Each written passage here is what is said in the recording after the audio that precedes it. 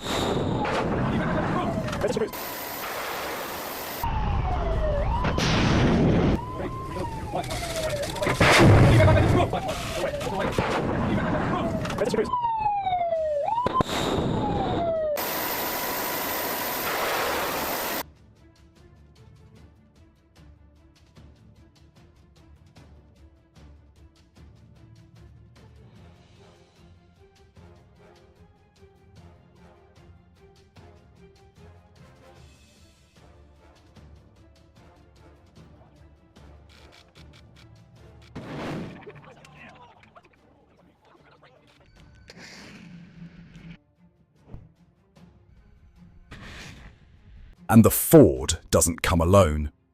Carrier Strike Group 12 sails behind it a shield and a sword. The USS Normandy, armed with Aegis and Tomahawks, is a long-range killer. The USS Ramage, with its radar net and missile suite, is the eyes and trigger finger of the fleet. The USS McFall, a silent hunter designed for anti-sub warfare near hostile shores. And the USS Thomas Hudner, the Navy's digital warfighter, cyber-ready, stealth-enhanced, built for tomorrow's battle space. Together, they're not a fleet. They're a mobile empire.